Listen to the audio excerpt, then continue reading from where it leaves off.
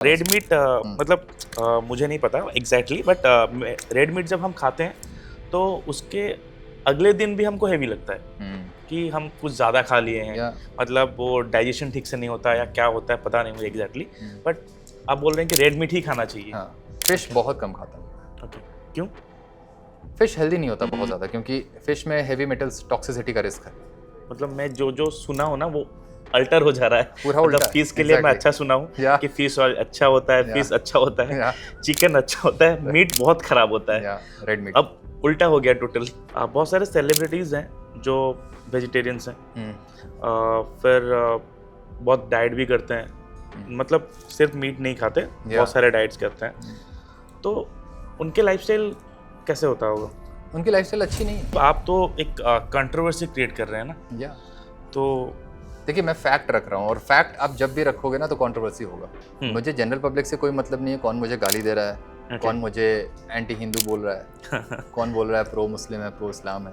मुझे उससे कोई लेना देना नहीं। ये डॉक्टर्स को मेरे से सीखना चाहिए, है ना। मैं उन लोगों का एक्चुअली मैं उनको बना लेना चाहिए मुझे अपना गुरु। मैं मजाक नहीं कर रहा हूँ। एरोगेंट साउंड कर रहा है। एरोगेंट साउंड कर रहा है, लेकिन ये रियलिटी है। फाइबर चाहिए ही नहीं हमको। नहीं चाहिए, बिल्कुल नहीं चाहिए।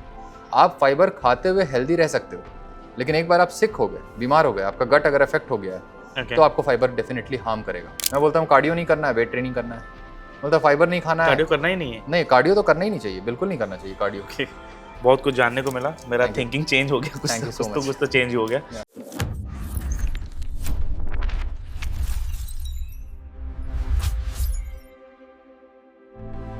नमस्कार, जय Jagannath, welcome to Odisha. Thank you. कैसे हैं? मैं बढ़िया। ओके, तो उड़ीसा में कुछ घुमा हुआ अभी तक या नहीं? नहीं, बस पॉडकास्ट ही कर फर्स्ट रहा टाइम हूँ, ना? प्रेस मीट कर रहा हूँ, उसी में निकल गया मेरा पूरा समय। ओके, मैं पहली बार एक डॉक्टर देख रहा हूँ जो फिट है। Thank you so much. या क्या राज है? राज एक्चुअली मतलब एक्सरसाइज कर रहा हूँ मैं, जिम लास्ट 20 ईयर्स से कर रहा हूँ। 20 ईयर्स से? When I was 17 actually, then I actually joined gym. और इंस्पिरेशन क्या था? इंस्पिरेशन नथिंग, मीन्स जस्ट पापा ने बोला कि थोड़ा जिम वगैरह करो, बहुत लीन हो, बहुत दुबले हो, और बीमार भी काफ़ी रहता था। सर्जरीज वगैरह भी मेरी हुई है। किस चीज़ की? गॉल ब्लैडर की सर्जरी हुई थी, एक बार टॉन्सिलाइटिस के लिए हुआ, और फिर रूमेटिक हार्ट डिजीज़ भी मुझे डायग्नोज हुआ था, क्योंकि रिकरेंट टॉन्सिलाइटिस होता था, तो उसकी वजह से हार्ट के वाल्व्स इफेक्ट हो रहे थे थोड़े, तो हेल्थ इश्यूज थे पहले बचपन में, और रिकरेंट सोर थ्रोट, कोल्ड, कॉफ, ये सब होता रहता था। तो पापा बोले कि भाई स्टार्ट करो, अब जिम वगैरह करो, थोड़ा बॉडी वगैरह पे काम करो। एक बार घर से बाहर हो जाओगे तो फिर बड़ा मुश्किल होगा डाइट मेंटेन कर पाना या फिर हेल्थ को सही कर पाना। इससे पहले कि तुम MBBS करो, थोड़ा बॉडी पे काम करो। तो मैंने जिम ज्वाइन किया, और फिर MBBS से पहले 17 का था तब। MBBS मैंने ज्वाइन किया 2009 में। और जिम मैंने ज्वाइन किया था 2005। तो 4 इयर्स उसके पहले मैं जिम ऑलरेडी कर चुका था, तो एक एडिक्शन बन गया फिर ऑटोमेटिकली, और वो वहाँ पे भी कंटिन्यू रखा मैंने जिम MBBS के वक्त। कहाँ से किया था MBBS? ये MBBS मेरा हुआ JJM medical college, Davanagere, Karnataka में। हाँ, और MBBS के बाद इंटर्नशिप में, हालांकि मैं MBBS में भी वेट गेन कर रहा था, ग्रेजुअली स्लोली कर रहा था, बट इंटर्नशिप में मुझे रियलाइज़ हुआ कि थोड़ा ज़्यादा हो रहा है। उस टाइम पे डाइट वगैरह कुछ नहीं था? सिंपल ये एवरेज इंडियन डाइट जो जैसे हम खाते हैं, चपाती, राइस, सब्जियां, नॉर्मल डाइट जो इंडियन डाइट है, और वेट पुट ऑन कर रहा था मैं कंटिन्यूसली। और इंटर्नशिप में मुझे रियलाइज़ हुआ, मतलब जिम भी उस टाइम पे था, फिर भी पुट ऑन कर रहे थे? हाँ, रेगुलर जिम था, काफ़ी स्ट्रेनुअस था, डेली करता था। और उसके बाद भी वेट पुट ऑन। सप्लीमेंट्स कुछ लेते थे? सप्लीमेंट्स उस वक्त प्रोटीन वगैरह वहाँ पे नहीं लेता था। जब पटना में मैं कर रहा था 2005 to 2009 तक, उस वक्त मैं लेता था। वहाँ पे बस एग्स, बट हाँ कार्बोहाइड्रेट का इंटेक बहुत ज़्यादा था मेरा। जैसे बनाना का 1 डजन ऑफ बनाना एक बार में मैं खा लेता। ज़्यादा चलता है भाई। राइट। और खा लेता था। कई बार मेस बंद है, जैसे कुछ है, मेस का खाना खाने का मन नहीं है, तो सीधा 10 से 12 बनाना खा लिया। तो इस तरह का था, मतलब कोई हिसाब किताब नहीं था, बस ऐसा लगता था कि जो खा रहे हो, हाँ जिम कर रहे हो तो सब कुछ यूटिलाइज हो जाएगा। ये एक माइंडसेट होता है सारे जिम गोअर्स का, और उसी सेम माइंडसेट से मैं जिम कर रहा था और खा भी रहा था। बट वो उस तरह का रिजल्ट आ नहीं रहा था, पूरा बल्कि होते चला गया मैं, फेस पे पफिनेस बहुत ज़्यादा रहता था। मुझे लगा कि यार कुछ तो प्रॉब्लम है। तो जब होम टाउन आया, मैं घर पे आया इंटर्नशिप के बाद, और पीजी का प्रिपरेशन करना था मुझे। तो मुझे लगा कि यार इससे पहले कि अब पीजी करूं, अब फिर से बॉडी पे काम करना होगा। पहले जिम मैंने ज्वाइन किया एमबीबीएस ज्वाइन करने से पहले थोड़ा बिल्ट बनाने के लिए, हाँ मतलब वेट गेन करने के लिए। अब ज़्यादा हो गया। तो मुझे लगा अब थोड़ा एस्थेटिक फिजिक चाहिए, क्योंकि बॉडी बिल्डिंग करते हुए अगर आपकी मस्कुलैरिटी नहीं दिख रही है, अगर आप बल्कि दिख रहे हो पहलवान टाइप, तो फायदा अखाड़े वाले जो पहलवान, तो अच्छा लुक भी नहीं आता और ज्यादा एज लगते हो आप। स्टेज पे तो नहीं करना था। नहीं, वो तो खैर करना ही नहीं था, प्रोफेशनल में मेरा कभी इंटरेस्ट नहीं था। वही चीज़, हाँ। तो मुझे लगा कि बस थोड़ा सा बेटर दिखूं, यंग दिखूं, यूथ वाला जो एक लुक होता है वो चला गया था मेरा। ज़्यादा से ज़रूरत से ज़्यादा मैच्योर्ड दिख रहा था। तो मुझे लगा कि कुछ करना पड़ेगा, और डाइट से रिलेटेड मैंने थोड़ा पढ़ाई शुरू किया, और बायोकेमिस्ट्री का फर्स्ट ईयर के मेडिकल बुक्स को मैंने ओपन किया, और तब जाकर पता लगा कि ये एक्चुअली कार्बोहाइड्रेट है जो आपका फैट में कन्वर्ट हो रहा है। और क्योंकि कार्ब्स का इंटेक तो मेरा था ज़्यादा, तो मैंने तुरंत एक्नॉलेज किया उसको, और डाइट में कार्ब्स को काफ़ी कम करता चला गया। और कम करते करते आफ्टर अ ईयर और सो मैं कम्प्लीटली हटा दिया कार्बोहाइड्रेट को। कम्प्लीटली मैंने हटाया, और कम्प्लीटली हटाने के बाद मेरी बॉडी 82 kg पे आ गई। 10 kg मैंने लूज़ कर लिया। 92 था। और उसके बाद से वो फिजिक मेरी आज भी वैसी ही 82 kg है आज भी। लास्ट 8 ईयर्स से कंसिस्टेंट है। और एक्सरसाइज अभी मेरा बहुत कम हो गया है। हफ्ते में मैं 3 बार जाता हूँ। सिर्फ मेंटेन करने के लिए, मसल मास को मेंटेन करने के लिए। और एक्टिविटी वाइज मेरी कुछ है नहीं वैसे, मैं दिन भर घर पे ही रहता हूँ, क्योंकि डिजिटल डाइट डॉक्टर हूँ। कोई क्लिनिक नहीं है, कुछ नहीं है, तो घर से काम ऑनलाइन, क्योंकि लोकल पेशेंट्स मेरे पास है नहीं पटना के, होम टाउन के, तो बाहर के पेशेंट्स होते हैं, और बाहर के पेशेंट्स के लिए आपको क्लिनिक की ज़रूरत नहीं होती। तो घर से ही वीडियो कंसल्टेशन पे डाइट का और सारा रिपोर्ट्स, अपडेट्स, फॉलोअप सब कुछ करता हूँ ऑनलाइन। और क्या रहता है आपका डाइट मोस्टली दिन में? डाइट तो एक्चुअली पेशेंट की जो डाइट होती है ना, वो होती है 3 to 4 meals, 5 meals, 6 meals something. मैं बोलता हूँ अगर इतने नंबर ऑफ मील्स आपके हैं, इसका मतलब आपका खाना सही नहीं है, क्योंकि आपको भूख ज़्यादा लगती है, और इंसान को 5 से 6 जनरली डॉक्टर्स तो वही प्रेस्क्राइब करते हैं। राइट। जैसे मेरा भी मतलब स्टोमक अल्सर हुआ था एक बार। तो मुझे डॉक्टर ने ऐसा प्रेस्क्राइब किया था कि 5 मील खाओ या 6 मील खाओ, थोड़ा खाओ, जो पूरा गट को फुल नहीं करना है, तो रिफ्लक्स भी ज़्यादा होगा, वो होगा जो चीज़ है। तो आपके हिसाब से क्या है? नहीं, ये गलत एडवाइस है। एक्चुअली होता क्या है कि आप अगर गलत खाना खा रहे हो तो वो एडवाइस आपको थोड़ा सा बेटर लगेगा अब ऐसा करके, क्योंकि अगर आपका खाना गलत है, रॉन्ग फूड चॉइस है अगर, तो आप अगर उसको कम अमाउंट में खाओगे एक बार में, तो आपको हेवी नहीं लगेगा, रिफ्लक्स कम होंगे, सिम्टम वाइज आप बेटर फील करोगे। बट लॉन्ग रन में वो हील नहीं करेगा कभी। अगर आपका खाना सही है तो अल्टीमेटली क्या होगा कि आप अपने गट में खाना बार बार नहीं डालोगे, और गट हील आपका तब करता है जब आपकी फ्रीक्वेंसी ऑफ मील कम होती है। दिन भर खाना कभी भी गट के लिए अच्छा नहीं होता। आप किसी मेडिकल कंडीशन के कॉन्टेक्स्ट में अगर खा रहे हो स्मॉल फ्रीक्वेंट मील्स, तो शॉर्ट टर्म में ठीक है, वो सिम्टोमेटिकली आपको बेटर फील कराएगा, बट लॉन्ग रन में वो तरीका, पैटर्न सही नहीं है खाने का। वो आपको फिर डिफरेंट वे में अफेक्ट करेगा नेगेटिवली। तो इसलिए आपका खाना कुछ ऐसा होना चाहिए कि आप एक बार खाओ, और बहुत बल्क में मत खाओ आप। अगर राइट फूड होगा तो आपको बहुत ज़्यादा बल्क में खाने की ज़रूरत नहीं है, क्योंकि आप प्लांट बेस्ड फूड के बारे में आप देखते हो कि बहुत बल्की होता है, इतना राइस होता है, वेजिटेबल्स होता है, देन आप कुछ और भी सैलड भी खा लेते हो, तो आपका वॉल्यूम बढ़ जाता है खाने का। तो जब वॉल्यूम बढ़ेगा तो डेफिनेट सी बात है कि आप कम खाओगे। लेकिन जब आप एनिमल फूड पे आ जाते हो तो आपका वॉल्यूम घट जाता है, क्योंकि कम खाकर भी आपको सैटिस्फाई ज़्यादा लगेगा। आपका ब्रेन फुल हो जाता है एक्चुअली। तो आप कम खा रहे हो और आप बार बार भी नहीं खा रहे हो, ये ज़्यादा बेटर ऑल्टरनेटिव है हमारा। पर एनिमल फूड में फाइबर नहीं होता मोस्टली। या तो वो तो दिक्कत हो जाए, कंस्टिपेशन भी होता है उसमें। फाइबर रिक्वायर्ड नहीं है ह्यूमन बींग्स के लिए। मेरे पास जो भी क्रॉनिक कॉन्स्टिपेशन के पेशेंट्स आते हैं, इवन एनल फिशर्स के पेशेंट आते हैं, पाइल्स के पेशेंट्स आते हैं, उनकी डाइट से मैं फाइबर को हटा देता हूँ और पेशेंट बेटर हो जाता है, ब्लीडिंग कम हो जाती है। कॉन्स्टिपेशन मैं इतने साल से जो सुना हूँ वो रॉन्ग हो गया अभी। ये सब डॉगमा था, जो ये एक्चुअल विजडम आज है जो मैं बता रहा हूँ अभी। है ना? क्योंकि मेरे पास पेशेंट आते हैं और ठीक होते हैं, और वो रिकॉर्ड है मेरे पास। मैं लाइव सेशन करता हूँ, पेशेंट अपनी सक्सेस स्टोरी बताता है। फाइबर चाहिए ही नहीं हमको? नहीं चाहिए, बिल्कुल नहीं चाहिए। आप फाइबर खाते हुए हेल्दी रह सकते हो, लेकिन एक बार आप सिक हो गए, बीमार हो गए, आपका गट अगर अफेक्ट हो गया है, तो आपको फाइबर डेफिनेटली हार्म करेगा। समझ रहे हैं बात को? तो मुझे तो ज़्यादा फाइबर के लिए बोले हैं। हाँ, तो गलत एडवाइस है वो। आपको प्रॉब्लम हो रही होगी अभी, मुझे नहीं पता अभी क्या प्रॉब्लम है आपको, but excessive fibre never helps, never. किसी को भी हेल्प नहीं करता वो नुकसान ही करता है। तो आपको किस लिए फाइबर बताया डॉक्टर ने ज़्यादा खाने को? क्या समझा नहीं। हाई फाइबर डाइट आपको डॉक्टर ने क्यों रिकमेंड किया? अल्सर था इसलिए। अच्छा, अल्सर था, मुझे लगा कॉन्स्टिपेशन के लिए किया। नहीं। ओके, अल्सर में तो कोई रोल नहीं है फाइबर का, क्योंकि अल्सर आपका स्टमक पे होगा या डिओडेनम के लेवल पे होगा? स्टमक। हाँ, तो फाइबर का कोई रोल नहीं है उसमें। ओके। फाइबर कुछ नहीं करेगा। हाँ, हो सकता है आपको उस तरह का कोई नेगेटिव इम्पैक्ट भी ना पड़ा हो, नहीं महसूस हुआ हो कि कुछ ऐसा साइड इफेक्ट मिल रहा है, लेकिन अगर आपको कॉन्स्टिपेशन है, आईबीएस का प्रॉब्लम है, आईबीडी का प्रॉब्लम है, तो फाइबर आपको बहुत सीरियसली डैमेज करता है। ओके। और बहुत ट्रबल होता है कॉन्स्टिपेशन में। तो मोस्टली डॉक्टर बोलते हैं कि फाइबर फूड वो कॉन्स्टिपेशन को हल्का करता है। मतलब कैसे हल्का करेगा? आप खुद सोचिए, आपका कॉन्स्टिपेशन क्यों हो रहा है? कॉन्स्टिपेशन इसलिए हो रहा है क्योंकि गट की जो मोटिलिटी है, नॉर्मली गट आपका कॉन्ट्रैक्शन रिलैक्सेशन होता है ताकि फूड आपका फॉरवर्ड मूवमेंट हो सके फूड का। अब प्रॉब्लम उसकी मोटिलिटी में है।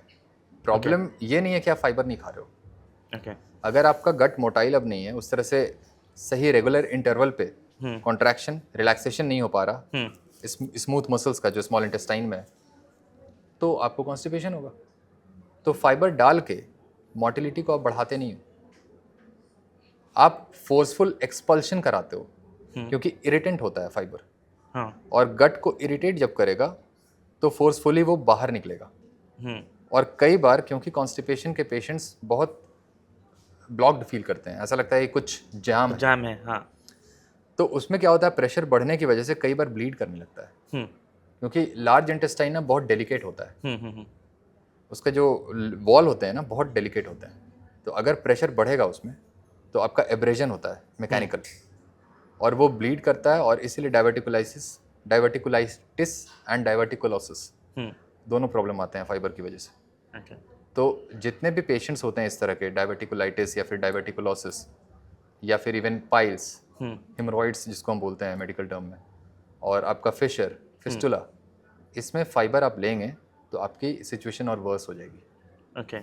क्योंकि हमें एब्रेजन नहीं चाहिए ना, हमें एब्रेजन तो नहीं कराना, क्योंकि ये डायरेक्टली एब्रेजन करा रहा है। कोई डॉक्टर बोलता क्यों नहीं है? क्योंकि ये चलता आ रहा है ना, सालों से चलता आ रहा है, और इसको चैलेंज कोई क्यों करेगा? आप क्यों कर रहे हैं? मैं इसलिए कर रहा हूँ क्योंकि वो हार्म कर रहा है पब्लिक हेल्थ को। डॉक्टर का इंटेंट पब्लिक हेल्थ पे काम करना मतलब नहीं है। आप तो एक कंट्रोवर्सी क्रिएट कर रहे हैं ना। या तो देखिए, मैं फैक्ट रख रहा हूँ, और फैक्ट आप जब भी रखोगे ना तो कंट्रोवर्सी होगा। हाँ। आप अगर रैट रेस वाला काम करोगे तो कभी कंट्रोवर्सी नहीं होगा। ओके। मतलब आप एमबीबीएस की तैयारी पढ़ रहे थे, सॉरी, तो आपके कॉलिग्स जितने होंगे, बहुत सारे कॉलिग्स होंगे अभी भी, वो मतलब अच्छे से फील्ड्स में भी होंगे, राइट? तो वो आपको जब देखेंगे या आपके सुनेंगे तो क्वेश्चन तो उनके भी मन में आएगा कि क्या बोल रहा है। तो उसको कैसे डील कर रहे हैं? मैं उसको डील ही नहीं करता हूँ। अगर वो सेम कलीग पेशेंट बन के आएगा तब मैं डील करता हूँ। है ना? मैं तो पेशेंट डील करने बैठा हूँ। मुझे जनरल पब्लिक से कोई मतलब नहीं है, कौन मुझे गाली दे रहा है, कौन मुझे एंटी हिंदू बोल रहा है, कौन बोल रहा है प्रो मुस्लिम है, प्रो इस्लाम है, मुझे उससे कोई लेना देना नहीं है। मेरे पास आप पेशेंट बन के आइएगा तो डेफिनेटली आप हम्बल होकर आइएगा। है ना? आप एरोगेंस उस समय तो नहीं दिखा सकते हैं, आप तभी तक दिखाइएगा जब तक आप मेरे पेशेंट नहीं हो। क्योंकि डॉक्टर के पास जब आप आओगे तो आप ह्यूमिलिटी के साथ आओगे, ऑब्वियसली, है ना? तो उस समय आप शांत रहोगे और मैं जो बोलूँगा आप वो करोगे।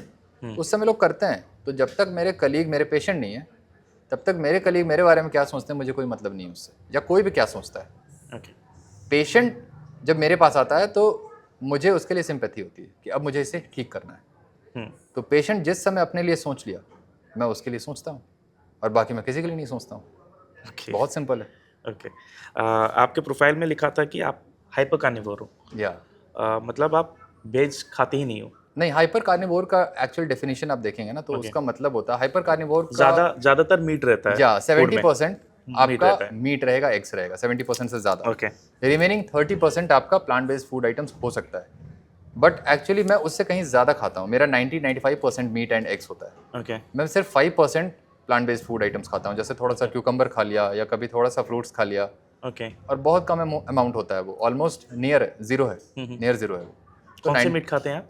मैं मटन खाता हूँ, प्रेफरेबली रेड मीट। और चिकन कभी कभी। और एग्स खाता हूँ। मेरा यही 3 मीट है। फिश बहुत कम खाता हूँ। ओके, क्यों? फिश हेल्दी नहीं होता बहुत ज़्यादा, क्योंकि फिश में हेवी मेटल्स टॉक्सिसिटी का रिस्क है।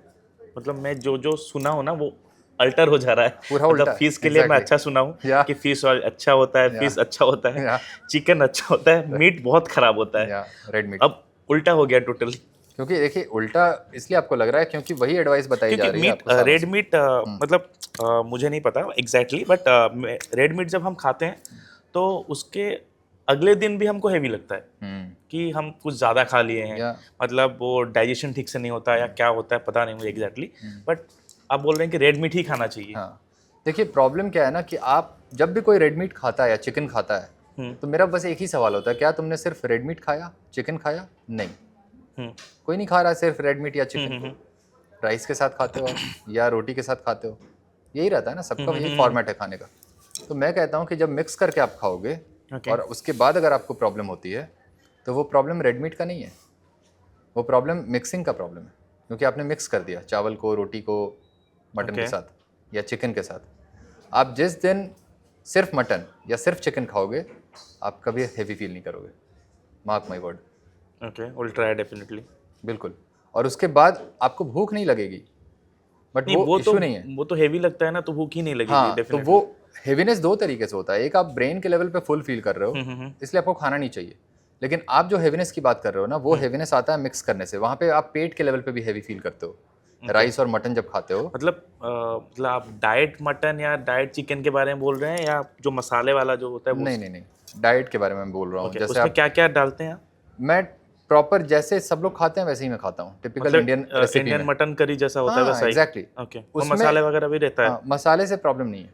ओके, आपको ऑयल से प्रॉब्लम होता है पहला, और दूसरा आप क्योंकि राइस और रोटी के साथ खाते हो इसलिए प्रॉब्लम होता है।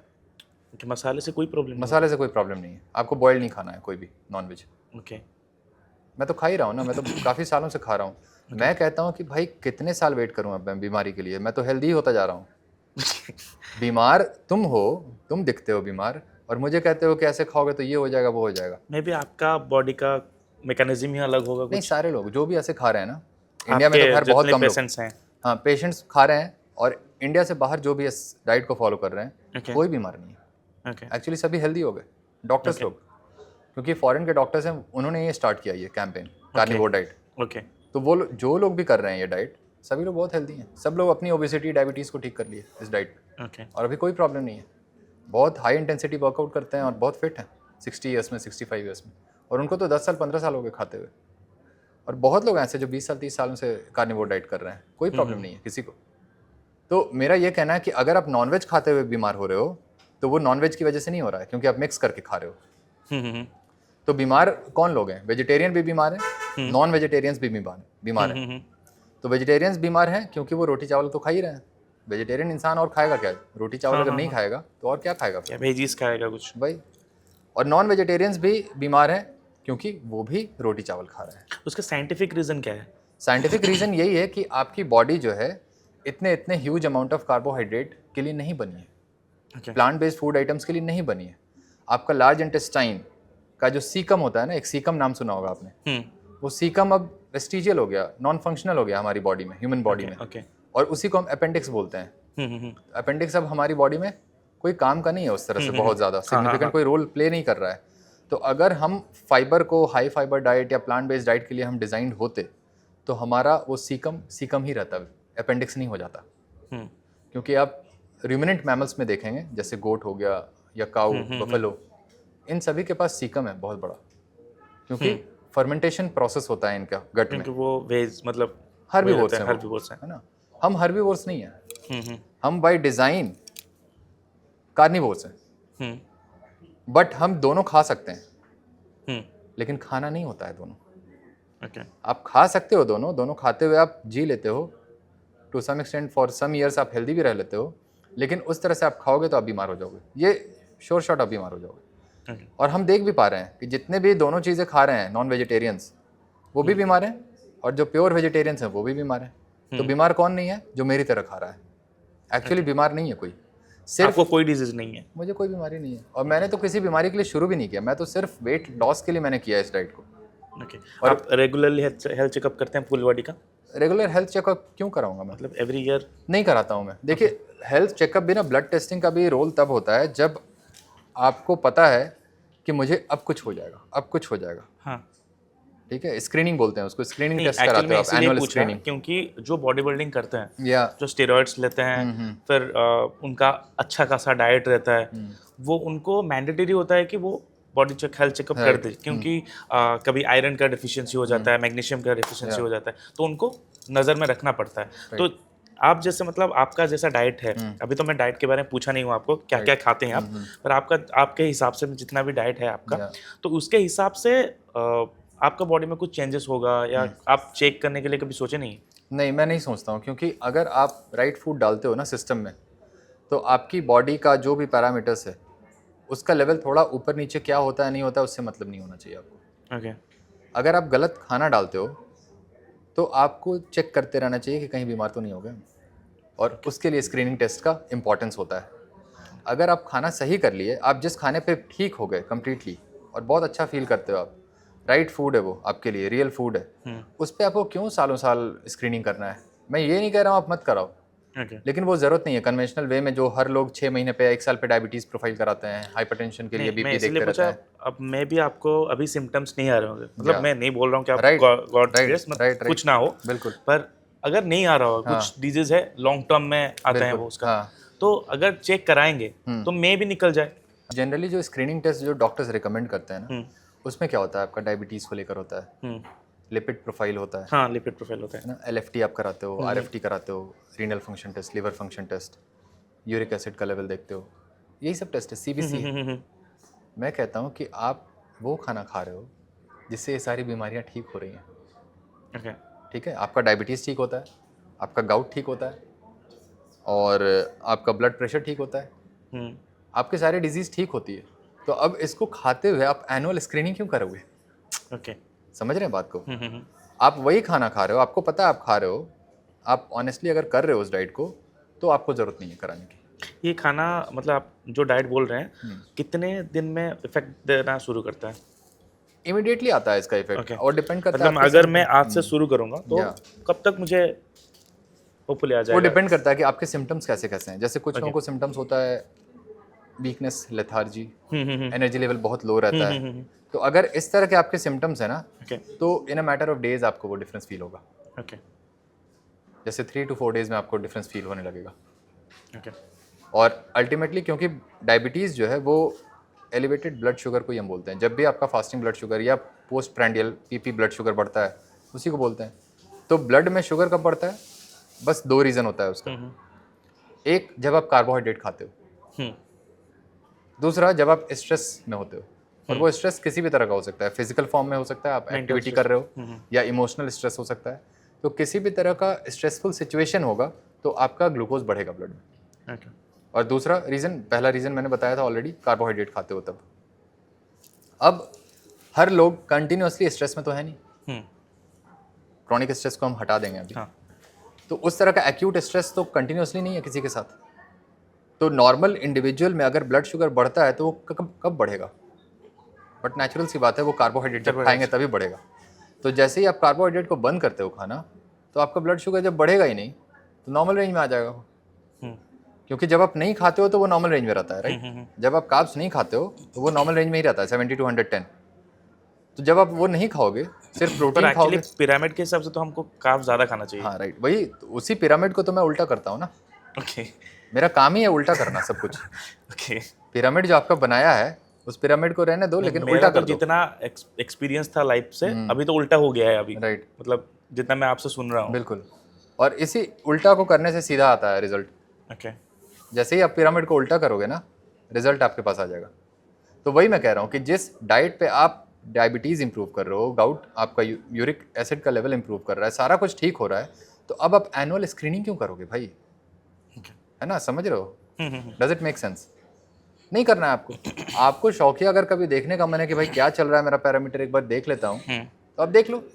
लेकिन वो रिक्वायर्ड नहीं है, वो रिक्वायरमेंट नहीं है। वो मैं रिकमेंड किसी को नहीं करता हूँ अपने पेशेंट को कि भाई 6-6 महीने पे देखते रहना अपना, इतना मटन खा रहे हो। अगर ऐसा होता ना तो फिर मटन वो सही खाना होता ही नहीं आपके लिए। आपका स्क्रीनिंग टेस्ट, एनुअल स्क्रीनिंग होने का मतलब है कि आप शायद गलत खा रहे हो, इसलिए आप एंटिसिपेट करते हो कि अब मुझे कुछ होगा, और उसके लिए आप टेस्ट करते हो।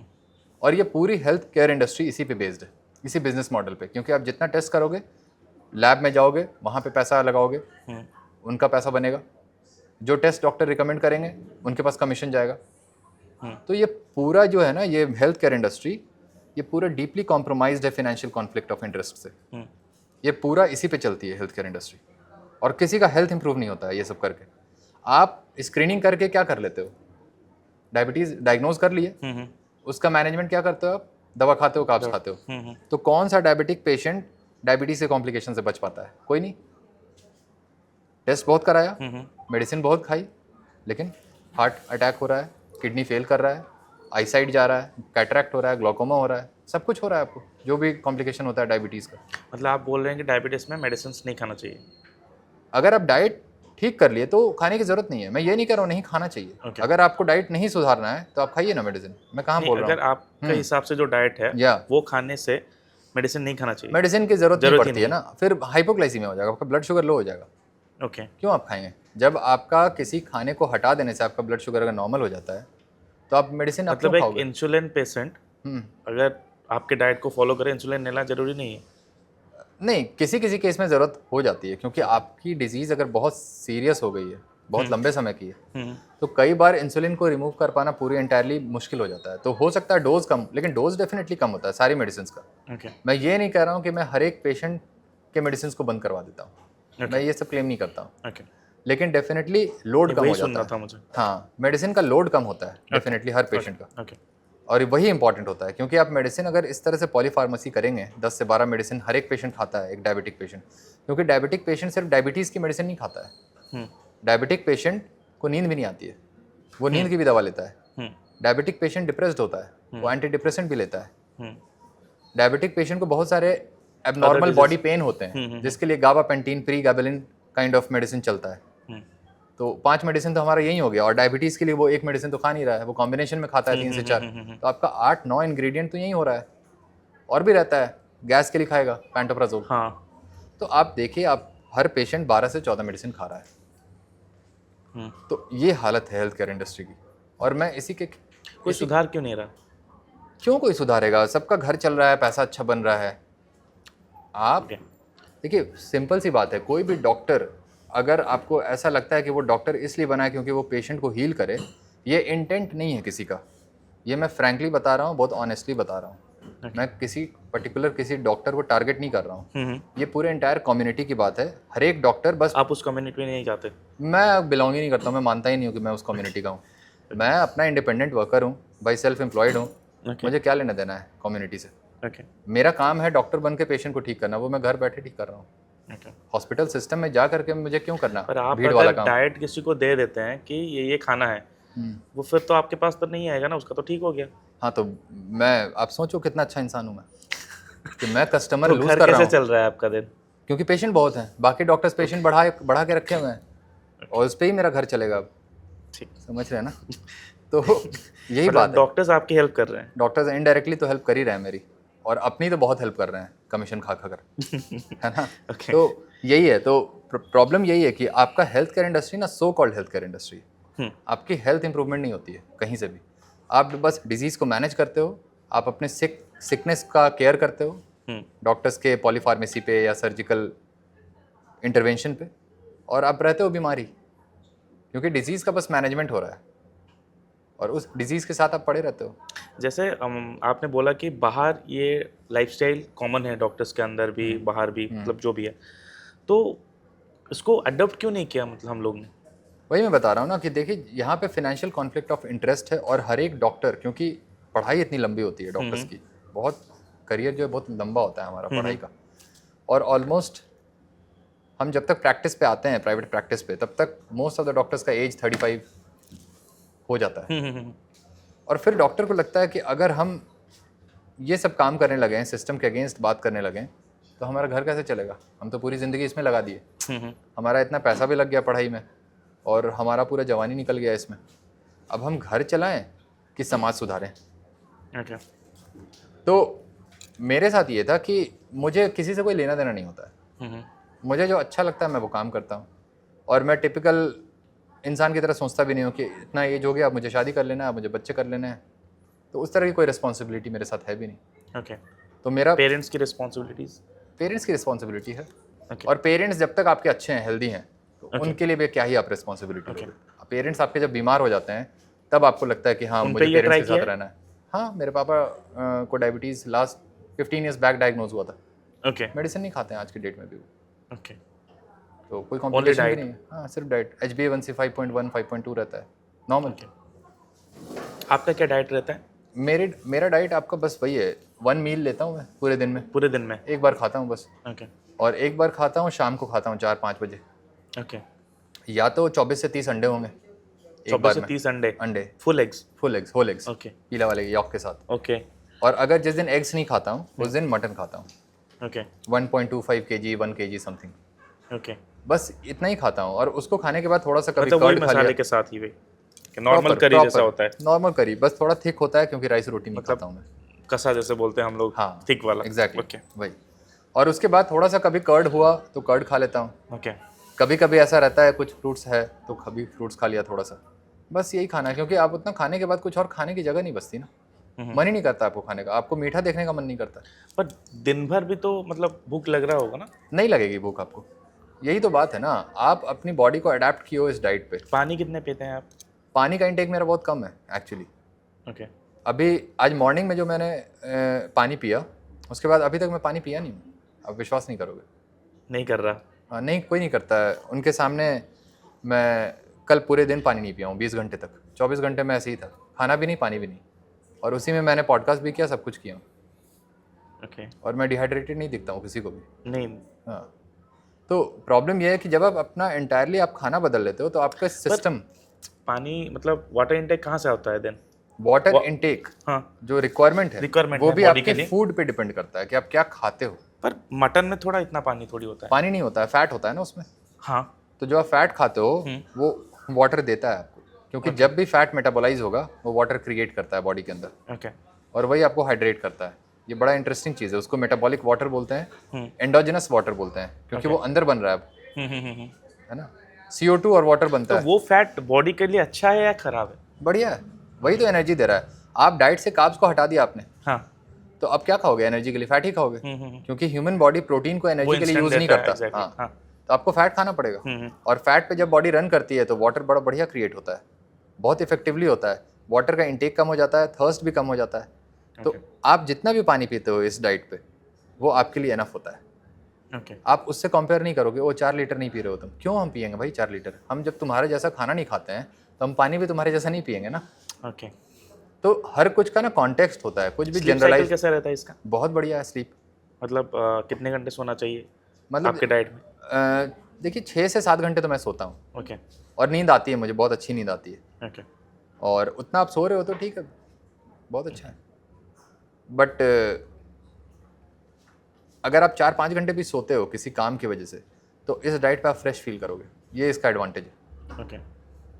मतलब ड्यूरेशन बहुत ज़्यादा होने की ज़रूरत नहीं है। अगर आपकी डाइट अच्छी होती है तो स्लीप की क्वालिटी अच्छी हो जाती है। और जब स्लीप की क्वालिटी अच्छी होगी तो क्वांटिटी बहुत ज़्यादा मैटर नहीं करता। फिर आप फ्रेश रहते हो कम सोकर भी, क्योंकि अल्टीमेटली जो बॉडी रिकवर करती है ना वो डीप स्लीप में करती है और रेम स्लीप में करती है। और ड्यूरेशन कम है, लेकिन उस 5 आवर्स के ड्यूरेशन में आपका वो जो फेज़ है रेम स्लीप का, डीप स्लीप का, वो बढ़ गया, क्योंकि क्वालिटी इंप्रूव कर गई आपकी। और उसके बढ़ने से ही आप बेटर फील करते हो। टोटल स्लीप ड्यूरेशन, हाँ, टोटल स्लीप ड्यूरेशन को बढ़ाकर कोई फ़ायदा नहीं है। क्योंकि टोटल स्लीप बढ़ने का मतलब ये नहीं होता कि आपका डीप स्लीप भी बढ़ा है, रेम स्लीप भी बढ़ा है। वो बड़ा शॉर्ट पीरियड का होता है बाकी लोगों में, जो लोग मेटाबॉलिकली सिक होते हैं, और इसलिए वो ज़्यादा सो कर भी उनको नींद आती है। आपका जो डाइट है वो एक मतलब गरीब घर का इंसान वो तो फॉलो नहीं कर पाएगा, क्योंकि वो मीट इतना नहीं खा पाएगा, रेड मीट, चिकन भी रेगुलर नहीं खा पाएगा, एग्स भी रेगुलर नहीं खा पाएगा, क्योंकि एग्स के भी प्राइस ज़्यादा है अभी। वो क्या खाएगा देन? देखिए मैं बताता हूँ, इसमें 2 चीज़ें मैं पॉइंट आउट करूँगा। पहली बात तो कोई गरीब है अमीर है ये मैटर नहीं करता। इंसान को समझदार होना चाहिए और थोड़ा पढ़ा लिखा होना चाहिए।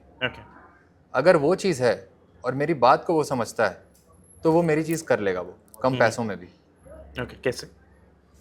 अब होता है, एक पैसे वाले लोग होते हैं, पैसे बहुत हैं उनको, लेकिन दिमाग बिल्कुल नहीं है, पूरा गोबर भरा हुआ है दिमाग में। ओके। उस चक्कर में होता ये है कि उनको आप कुछ भी बात बोलो तो उनको समझ ही नहीं आता, बोलता है अरे पागल डॉक्टर आ गया। मतलब आप अगर कुछ भी अलग बोल दो तो आप पागल हो जाते हो। आपकी फ्रीक्वेंसी मेरी फ्रीक्वेंसी मैच नहीं कर रही है, इसका ये मतलब थोड़ी मैं पागल हो गया। वही, आप रिसीव नहीं कर पा रहे हो उस चीज़ को, आप रिसेप्टिव नहीं हो मेरे आइडियाज़ को लेकर। भीड़ में कोई अलग ही दिख रहा है। एग्जैक्टली, वो प्रॉब्लम है। और जब आप भीड़ से अलग हो तो आप एक्सेप्ट नहीं किए जाओगे इतने आराम से, ऑब्वियसली। अब उसमें ये होता है, तो वही मैं बता रहा हूँ कि अगर, इसलिए मैं बोलता हूँ कि अगर कोई गरीब पेशेंट है तो वो कम पढ़ा लिखा भी होगा इन जनरल, तो कम पढ़े लिखे वालों के लिए मैं डॉक्टर नहीं हूँ। ओके। मैं डॉक्टर हूँ उनके लिए जो पढ़े लिखे हैं और पैसा भी है जिनके पास थोड़ा, और समझदार है। ओके। तो गरीबों का मैं इलाज गरीबों का करने नहीं बैठा हूँ, मैं इलाज करने बैठा हूँ जो पैसा रखते हुए भी बीमार हैं। ओके। है ना, पैसा है बट वो अपना पैसा लगा रहे हैं हॉस्पिटल में जाके, हॉस्पिटल को दे रहे हैं, और वो बीमार आराम से अपनी बीमारी को बहुत कम रुपए में ठीक कर सकते हैं। तो अगर आप बहुत बीमार हो, बहुत गरीब हो, बहुत बीमार भी हो, तब भी मैं उनको ऑप्शन देता हूँ कि स्टिल आपके पास भी कुछ ऐसा चीज़ है, आप एग्स खा सकते हो, आप जो भी रोटी से, मेरा सिंपल सा ये कहना है कि आप अगर बहुत बीमार हो, बहुत गरीब भी हो, तो आप दवा खाते हो फिर भी। दवा में आप पैसे लगाते हो, आप सिंपली ये नहीं बोलते हो कि नहीं मेरे पास पैसे नहीं है, मैं, वो मेडिसिन तो ज़रूरी हो जाता है, ज़रूरी हो जाता है आपके लिए, लेकिन आप वहाँ पे किसी ना किसी तरीके से आप मेडिसिन खाते हो। और मेडिसिन में अगर आपको डायबिटीज़ हो गया या कुछ भी हो गया तो आपका महीना का एटलीस्ट 2 से 3 हज़ार रुपये जाता है। उससे कम का तो सवाल ही पैदा नहीं, मिनिमम 4 से 5 हज़ार भी जाता है। तो आप 3,000 4,000 महीने लगा रहे हो मेडिसिन पे, उस 3,000 4,000 अगर आप अंडे पे लगा दोगे तो आपके डाइट से कार्बोहाइड्रेट हट जाएगा, शुगर बढ़ेगा नहीं, तो आपकी मेडिसिन बंद हो जाएगी। तो आप मीट मत खाओ ज़्यादा, आप ज़्यादा अंडा पे रिलाई करो। पर अंडा गर्म होता है मतलब बॉडी के लिए? कुछ गर्म ठंडा देखिए नहीं होता। आप अगर कभी भी हाई प्रोटीन डाइट खाओगे ना तो आपकी बॉडी में थोड़ा सा हीट प्रोड्यूस होता है, जिसको थर्मिक इफेक्ट ऑफ फूड बोलते हैं। तो उससे क्या दिक्कत है, गर्मी थोड़ी आएगी तो अच्छी बात है ना। आप प्रोटीन आपको खाना चाहिए, बहुत हेल्दी चीज़ है टिश्यू रिपेयर के लिए, क्योंकि आज की डेट में सब लोग मसल मास लूज कर रहे हैं। हाँ हाँ, मसल मास है ही नहीं किसी के पास, कमज़ोर हो गए हैं सब, फ्रेल हैं सब, सपोर्ट लेके चलते हैं। किसी को उठने में दिक्कत हो रही है, किसी को बैठने में दिक्कत हो रही है, 30 ईयर्स के हैं मात्र, ये हालत है सबकी आज के डेट। इसलिए क्योंकि प्रोटीन नहीं खा रहे हैं लोग एनफ, और खा भी रहे हैं तो प्लांट बेस्ड है। पर आपके डाइट में ओनली प्रोटीन और फैट रहता है मैक्रोज में। ओके। तो और क्या चाहिए, कार्बोहाइड्रेट तो आपको चाहिए नहीं डाइट से, वो तो बॉडी बना रही है आपके लिए ग्लूकोनियोजेनेसिस से। तो ग्लूकोज तो आपकी बॉडी ऑलरेडी बना रही है उसी प्रोटीन फैट से, तो आप बाहर से क्यों लोगे आप? ज़रूरत क्या है आपको लेने की? और जब आप लोगे तो वो आज न कल प्रॉब्लम करेगा आपको, और करता है वो, क्योंकि आपकी बॉडी के लिए वो सारा एक्सोजेनस कार्बोहाइड्रेट सरप्लस हो जाता है, क्योंकि बॉडी में कभी भी ग्लूकोनियोजेनेसिस बंद नहीं होता है। It's like a continuum. आपकी बॉडी कंटिन्यूअसली ग्लूकोज बना रही है to keep your blood sugar in the normal range 70 to 100। वो आप खाएं ना खाएं उस रेंज में रहेगा वो। ओके। तो ग्लूकोज की कमी कभी नहीं होती है किसी को भी, अगर वो कार्ब्स नहीं भी खाता है फिर भी। ओके। कभी नहीं। जनरली हम लोग देखते हैं कि जब हम खाली पेट रहते हैं तो एसिड तो होता ही है, हम लोग सिक्रेशन होता है, तो वो एसिडिटी हो जाता है या रिफ्लक्स होता है। तो आप तो दिन में एक बार ही खाते हैं, तो वो उससे कैसे डील करते हैं? देखिए वही मैं बता रहा हूँ, हर चीज़ कॉन्टेक्चुअल है। अगर आप उस खाने पे फास्ट करते हो या मील स्किप करते हो तो आपको एसिडिटी की प्रॉब्लम होगी, क्योंकि आपकी बॉडी उस डाइट पे एडजस्ट की। मतलब आप सुबह उठते हैं क्या खाते हैं या क्या पीते हैं, कुछ ऐसा? कुछ नहीं, बस पानी पीता हूँ अगर प्यास लगी है तो। ओके। क्योंकि वो भी कम लगती है मुझे। ब्रेकफास्ट नहीं खाते हैं? ब्रेकफास्ट नहीं करता हूँ, ब्रेकफास्ट करता हूँ वही शाम को, क्योंकि ब्रेकफास्ट का मतलब होता है कि जब आप ओवरनाइट फास्ट को ब्रेक करें। तो ओवरनाइट फास्ट को मैं ब्रेक करता हूँ कब? शाम को। तो मेरा ब्रेकफास्ट भी वही है, लंच भी वही है, डिनर भी वही है। ओके। टिपिकल कन्वेंशनल स्टाइल में ब्रेकफास्ट नहीं करता हूँ सुबह 8 बजे ब्रेकफास्ट। ओके। ब्रेकफास्ट का मतलब ही होता है आप ओवरनाइट फास्ट के बाद जब भी आप खाओगे ना वही आपका ब्रेकफास्ट होगा। और मेरा ब्रेकफास्ट होता है शाम के 5 बजे 4 बजे जब भी खाता हूँ, कई बार 6-7 बजे भी होता है। ओके। तो वही डिनर हो जाता है, वही ब्रेकफास्ट है, वही लंच है, जो कह लीजिए। ओके। और वही फर्स्ट एंड लास्ट मील होता है मेरा। मेटाबॉलिक हेल्थ जो होता है आपका, उसके लिए मतलब जो लोग सोचते हैं कि देखते हैं, जैसे मैं अभी देख रहा हूँ, मैं तो अपने ओपिनियन अभी नहीं दूंगा, पर आपको कुछ कुछ ओपिनियंस तो आते होंगे। क्या क्या आए हैं आपको मिथ्स, क्या क्या सुने हैं आपके? मेटाबॉलिक हेल्थ ऐसा होता है वैसा होता है, कुछ भी? देखिए, मेटाबॉलिक हेल्थ पे तो पहली बात ही नहीं होती है। ओके। इंडिया में कोई डॉक्टर नहीं है जो मेटाबॉलिक हेल्थ पे बात करता है मेरे अलावा। ओके। कोई नहीं बात करता है इंडिया में। अब डॉक्टर के सामने अगर आप बोलोगे ये सब टर्म मेटाबॉलिक हेल्थ, बोले ये क्या होता है, क्योंकि हमें नहीं पढ़ाया गया है मेटाबॉलिक हेल्थ के बारे में कुछ। हमें बस बताया जाता है मेटाबॉलिक सिंड्रोम। हम मेटाबॉलिक सिंड्रोम पढ़ते हैं, और मेटाबॉलिक सिंड्रोम बड़ा सुपरफिशियल एक कंडीशन ये एक डिफरेंट पैरामीटर्स को हम ग्रुप करके बेसिकली एक कंडीशन बना दी उसे, सिंड्रोम का नाम दे दिए, जिसमें 5 कंपोनेंट्स होता है हमारा मेटाबॉलिक सिंड्रोम में। एक होता है फास्टिंग ब्लड शुगर, जिसमें हाई हो जाता है, हाई फास्टिंग ब्लड शुगर। दूसरा लो HDL। तीसरा हाई ट्राइग्लिसराइड्स। चौथा हाई ब्लड प्रेशर। 5वां सेंट्रल ओबिसिटी, जिनका वेस्ट सर्कमफेरेंस ज़्यादा होता है। अब इन 5 में किसी का भी अगर 3 या 3 से ज़्यादा कंपोनेंट है तो उसे हम कहते हैं मेटाबॉलिक सिंड्रोम। और जिनको भी मेटाबॉलिक सिंड्रोम है उनको माना जाता है कि आपका मेटाबॉलिक हेल्थ भी पुअर है। लेकिन मेटाबॉलिक हेल्थ सिर्फ मेटाबॉलिक सिंड्रोम पे बेस्ड नहीं होता। बहुत सारे बॉडी में आपके ऐसे प्रॉब्लम्स होते हैं, सिम्टम्स आते हैं जो किसी ब्लड पैरामीटर से आप एक्सप्लेन नहीं कर सकते हो। जैसे आपको अगर हेडेक हो रहा है तो आप कौन सा ब्लड पैरामीटर कराओगे? पता ही नहीं चलेगा आपको। आपको बॉडी पेन है, बॉडी में टाइटनेस फील होता है, कई बार कुछ लोगों को एंग्जाइटी पैल्पिटेशन होता है, कुछ लोगों को मसल में क्रैम्प्स आते हैं। आप इसके लिए कोई भी ब्लड टेस्ट कराओगे ना, ये आपको समझ में नहीं आएगा कि ये क्यों हो रहा है मेरे साथ ऐसा। डिटेक्ट नहीं होता। तो बहुत सारे ऐसे सिम्टम्स होते हैं, associated symptoms poor metabolic health से, जो एक्चुअली ब्लड टेस्ट से एक्सप्लेन नहीं किए जा सकते। और अगर आपको ये सारे सिम्टम्स हैं तो आपका मेटाबॉलिक हेल्थ पुअर है। हो सकता है आपको मेटाबॉलिक सिंड्रोम ना हो, लेकिन अगर ये सारे सिम्टम्स हैं तो भी आपका मेटाबॉलिक हेल्थ पुअर है। इसलिए मेटाबॉलिक हेल्थ को, पुअर मेटाबॉलिक हेल्थ को आप मेटाबॉलिक सिंड्रोम के प्रेजेंस या एब्सेंस से डिफाइन मत कीजिए। आप एक वेलबींग पे बात कीजिए कि आप कैसा फील करते हो, आपका स्लीप अच्छा है या नहीं है, आपका कोई मेमोरी इशू तो नहीं चल रहा है, क्योंकि आज की डेट में मेमोरी इशू बहुत है। बहुत यंग एज में आप देखोगे भूल जाते हैं लोग, अरे चाबी यहीं पे रखा था यार, पता नहीं कहाँ रख दिए। ये सब बहुत ज़्यादा है, डिसओरिएंटेशन बोलते हैं उसको। ओरिएंटेड नहीं है, they are not well oriented to time place and person. तो ये सब पुअर मेटाबॉलिक हेल्थ का साइन है। और आप इनका जब कंपोनेंट कराइएगा लिपिड प्रोफाइल वाला, सब नॉर्मल रेंज में रह सकता है, लेकिन आप नहीं कह सकते कि वो मेटाबॉलिक हेल्थ उनका अच्छा है just because they are not having metabolic syndrome component. तो बस यही बात है। इसलिए आप मेटाबॉलिक हेल्थ को ना आप क्लिनिकली जज करते हो, नॉट बायोकेमिकली। लैब पैरामीटर्स पे बेस्ड आप नहीं कर सकते हो इनको जज। और मेटाबॉलिक हेल्थ आपका आता है माइटोकॉन्ड्रियल हेल्थ से। सेल के अंदर जो एक माइटोकॉन्ड्रिया होता है वो एनर्जी ATP प्रोड्यूस करता है आपके लिए। अगर माइटोकॉन्ड्रियल हेल्थ आपका पुअर है तो आपको लेथार्जी होगा, लो एनर्जी फील होगा, फटीग लगेगा, ड्राउजीनेस लगेगा। और पुअर माइटोकॉन्ड्रियल हेल्थ की वजह से ही हेडेक भी होता है बहुत लोगों को, अनएक्सप्लेन्ड हेडेक। CT कराते रह जाते हैं लोग, समझ नहीं आता। और जब कुछ डायग्नोज नहीं होता तो डॉक्टर बोलता है आपको माइग्रेन है। और माइग्रेन होता ही है डायग्नोसिस ऑफ एक्सक्लूजन।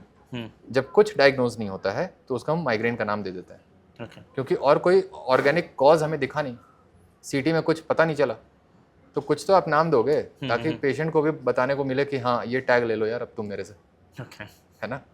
तो ऐसे इडियोपैथिक कंडीशन बहुत सारे हैं जिनका कॉज पता नहीं है, इसलिए हम बस कोई एक नॉमेनक्लेचर दे देते हैं ताकि आपके पास ये पता होना चाहिए कि हाँ मुझे ये है, दैट्स इट। इलाज अपना देख लो यार, मेडिसिन ही है, लेकिन एक्चुअली इलाज वो सबका डाइट ही होता है। तो और आप मतलब ऐसे स्टेटमेंट्स दे रहे हैं कि डॉक्टर्स को लगेगा कि हम कुछ गलत कर रहे हैं। डॉक्टर्स को तभी लगेगा वो गलत कर रहे हैं जब वो मुझे सुनेंगे, अदरवाइज वो अपने आप को बड़ा 30 मार खां समझते हैं। तो उनको वो फील करने के लिए मुझे सुनना पड़ेगा। इसलिए मैं बोलता हूँ कि डॉक्टर्स को मेरे से सीखना चाहिए, है ना। मैं उन लोगों का एक्चुअली मैं उनको बना लेना चाहिए मुझे अपना गुरु। मैं मजाक नहीं कर रहा हूँ, एरोगेंट साउंड कर रहा है, एरोगेंट साउंड कर रहा है, लेकिन ये रियलिटी है ना। क्योंकि मैं डॉक्टर्स का भी ट्रीटमेंट करता हूँ ना। मेरे जो प्रोफेसर हुए मैं उनको भी ट्रीट कर चुका हूँ, उनका GERD ठीक हुआ है। वो मुझे फार्माकोलॉजी पढ़ाते थे MBBS जब मैं कर रहा था। तो वो खुद मुझे अप्रोच किए कि किसले मुझे ठीक कर दो। तो डॉक्टर्स को हम्बल होना पड़ेगा।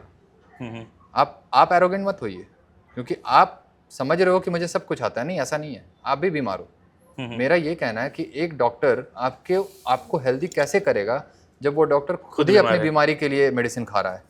ट्रू है ना। ये एरोगेंट होना इसे हम नहीं कहते हैं, हम इसे कहते हैं कि जो बात सच है उसको मैं बोल रहा हूँ। आपको एरोगेंट साउंड होगा वो, लेकिन उसके लिए मैं क्या कर सकता हूँ, लेकिन सच्चाई यही है। ओके आपको मतलब ये सब बात कर रहे हैं जो भी, ट्रोलिंग तो बहुत होता होगा।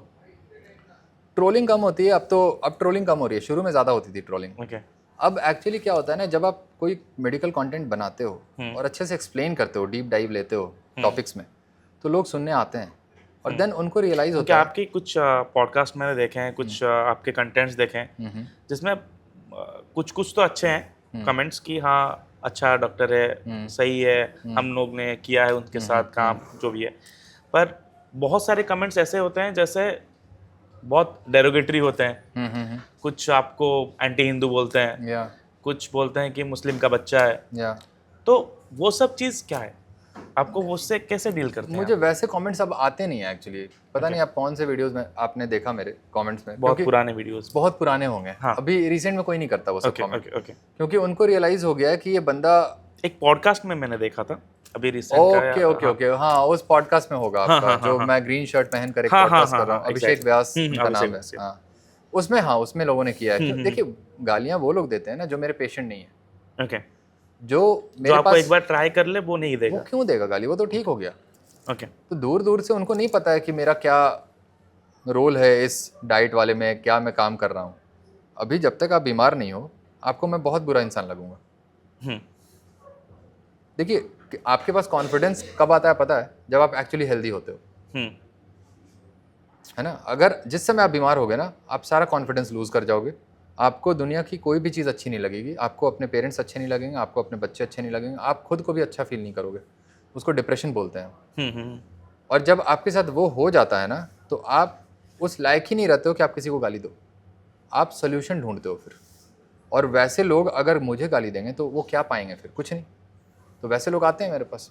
तो अभी गालियाँ कौन दे रहा है, जिनको लग रहा है कि अरे मुझे तो कुछ नहीं है, मैं तो वेजिटेरियन डाइट पे हूँ, अभी तक कुछ नहीं हुआ है। तो मैं कहता हूँ जब तक नहीं हुआ है तो खाओ ना यार। मैं पेशेंट पर्सपेक्टिव से बात करता हूँ। आप वेजिटेरियन डाइट पे अगर बीमार हुए हो तब मैं बोलता हूँ आप इस डाइट को करो। मैं नॉर्मल इंसान को थोड़ी ना पकड़ पकड़ के बोल रहा हूँ मीट खाओ मीट खाओ। मैं कह रहा हूँ कि अगर आप वेजिटेरियन होते हुए बीमार हो गए वेजिटेरियन डाइट पे, तो मत करो आप वेजिटेरियन डाइट। ये मेरा पॉइंट है। तो मुझे क्यों गाली दे रहे हो? मैं तो तुम्हें बोल ही नहीं रहा हूँ, मैं तो अपने पेशेंट को बोल रहा हूँ कि जो बीमार है। तो तुम बीमार नहीं हो लेकिन मेंटली तो बीमार हो। एक बार ट्राई करके देख लो, अगर ठीक देख लो, 2 से 3 महीने की बात है। 2-3 महीने में ही पता लग जाएगा तुम्हें कि मैं क्या बोल रहा हूँ। तो जो लोग गालियाँ दे रहे हैं, मैं उनको तो बोलता ही नहीं हूँ कुछ, क्योंकि वो ना मेरे पेशेंट हैं, ना ही मुझे वो पे करते हैं, मैं केयर ही नहीं करता उनको। बहुत सारे सेलिब्रिटीज़ हैं जो वेजिटेरियंस हैं, फिर बहुत डाइट भी करते हैं, मतलब सिर्फ मीट नहीं खाते, बहुत सारे डाइट्स करते हैं। तो उनके लाइफस्टाइल कैसे होता होगा? उनकी लाइफस्टाइल अच्छी नहीं है। देखिए वो जब शूट करते हैं ना, कोई मूवी शूट कर रहे हैं, एड शूट कर रहे हैं, मतलब वो थीन हो जाते हैं, फिर बल्की हो जाते हैं, फिर मसल गेन कर लेते हैं। वो तो देखिए कैरेक्टर के अकॉर्डिंग वो लोग अपना काम करते हैं बॉडी कॉम्पोजिशन पे। वो इतने क्विक कैसे करते हैं? देखिए ड्रग्स का तो डाइट पे होता है, ड्रग्स भी यूज होता है। अगर मस्कुलर उनको होना है तो ड्रग्स यूज करते हैं वो लोग। वैसे कुछ स्पेसिफाइड कुछ स्टेरॉइड, एनाबॉलिक स्टेरॉइड्स होता है, वो यूज होता है बॉलीवुड इंडस्ट्री में या कोई भी मूवी इंडस्ट्री में यूज होता है। क्योंकि शॉर्ट टर्म में मसल गेन आप 50 ईयर्स ऑफ एज पे नहीं कर सकते हो। फैट लॉस के लिए क्या होता है ड्रग? फैट लॉस के लिए भी बहुत सारे ऐसे ड्रग्स होते हैं, इवन सप्लीमेंट्स होते हैं। अभी तो खैर आ गया आपका सीमाग्लूटाइड आ गया, ओज़ेम्पिक वगैरह, ये सब ड्रग अभी बहुत चल रहा है मार्केट में, लेकिन उस वक्त उतना ज़्यादा नहीं था। उसका साइड इफेक्ट्स भी होता होगा? बहुत साइड इफेक्ट, बहुत बहुत टेरिबल ड्रग होता है, बहुत टेरिबल, बहुत टॉक्सिक, बहुत, मतलब मैं क्या बोलूँ, इतना उसका साइड इफेक्ट है। नोजिया, वॉमिटिंग होगा, सब कुछ होगा आपको, मसल लॉस होगा, फैट लॉस होगा, मसल लॉस भी होता है, इसलिए वेट लॉस होता है बहुत ज़्यादा। वो हेल्दी नहीं। और इंटरेस्टिंगली जो भी ड्रग वर्क करता है फैट लॉस पे, वो कुछ उस तरह वर्क करता है जैसे ये high fat low carb diet work करता है। मैकेनिज्म सेम है। हार्मोन का चेंजेस वैसे ही आते हैं जैसे इस डाइट पे आते हैं। तो आप जिस हार्मोन को ले रहे हो ना, उस ओज़ेम्पिक को, वो इस डाइट पे एक्चुअली बॉडी उसको ज़्यादा बनाती है। GLP-1 जिसे हम बोलते हैं, GLP-1 एनालॉग अभी चला हुआ है मार्केट में बहुत। तो GLP-1 आप बाहर से ले रहे हो, लेकिन वही अगर आप low carb high fat diet करते हो तो आपकी बॉडी GLP-1 ज़्यादा बनाती है। तो जब ज़्यादा बनाएगी GLP-1 तो सेम वही इफेक्ट मिलता है आपको, इसलिए फैट लॉस होता है। तो आप बाहर से क्यों ले रहे हो? तो डॉक्टर्स ये सब चीज़ नहीं बताते हैं, क्योंकि डॉक्टर्स को डाइट का कोई नॉलेज नहीं है। आप चिकन में क्या खाते हैं, मतलब कौन सा? चिकन में मैं बस लेग पीस खाता हूँ। ओके, उसमें तो फैट रहता है पुराना। हाँ, तो फैट से प्रॉब्लम नहीं है। मैं लीन मीट नहीं खाता हूँ। आप लीन मीट खाएंगे आप बीमार हो जाएंगे। ओके। लीन मीट से कॉन्स्टिपेशन होता है, गट पूरा डिस्टर्ब हो जाता है। अगर मीट के साथ फैट नहीं है तो वो मीट बेकार है फिर। ओके। से प्रोटीन जो ब्रेस्ट पीस होता है वो प्रोटीन होता है, प्रोटीन वो रिच तो होता है। नहीं खाता हूँ मैं, ब्रेस्ट पीस खाता नहीं। ओके, वो नहीं खाना चाहिए। नहीं, खाना भी नहीं चाहिए। ओके। आपका मीट हमेशा फैटी होना चाहिए। Okay. It should be as fatty as possible always. जो जिम कर रहे हैं ना वो तो यही खाते हैं, मतलब ब्रेस्ट पीस ही खाते हैं। हाँ, देखिए वही बात है, जिम करने वाले लोग हाई कार्ब डाइट भी लेते हैं। हाँ, तो मैंने बताया कि जब आपकी डाइट हाई कार्ब है तो बेटर है आप फैट मत लो फिर।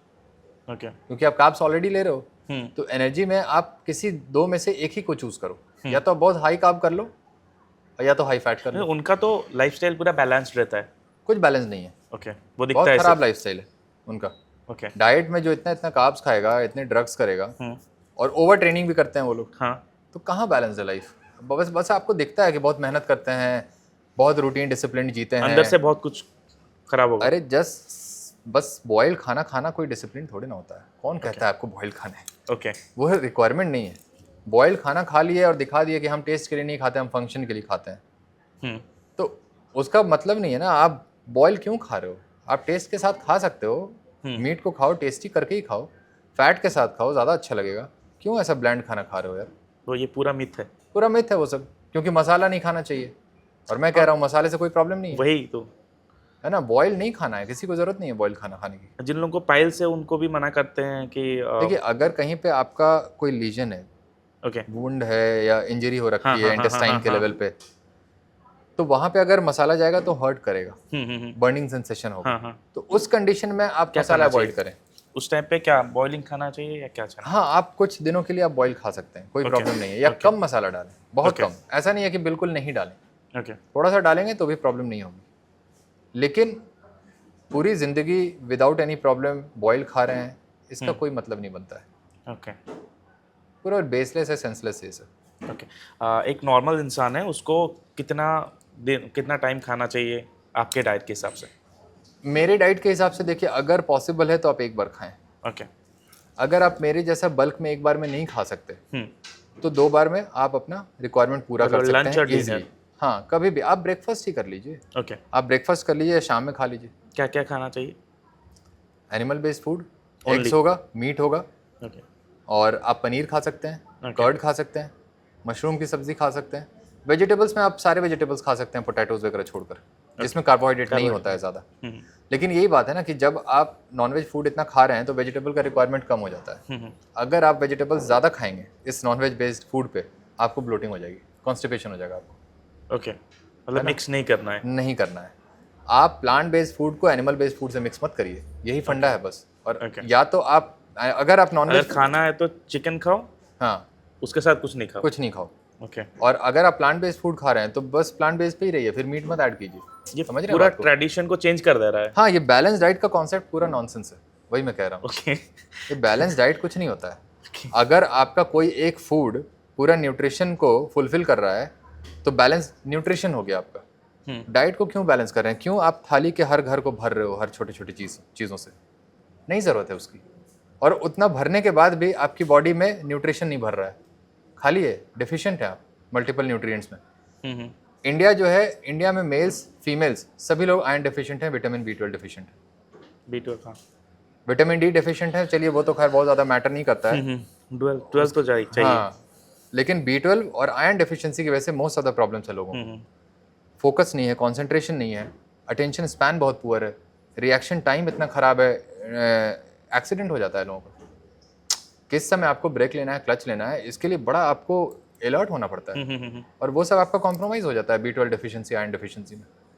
एक्सीडेंट हो जाता है, फिर लोग कहते हैं कि अरे ये हो गया वो हो गया। अरे वो हेल्दी रहता तो शायद नहीं होता, वो टाइम पे रिएक्ट कर जाता, एक्ट करता, लेकिन वो नहीं हो पाता है क्योंकि आप पुअर है, आपका न्यूट्रिशनल स्टेटस आपका इतना ख़राब है कि आप समय पे डिसीजन नहीं ले पाते हो कि ब्रेक लगाना है, क्लच लगाना है, और क्या कोऑर्डिनेशन कैसे होना चाहिए।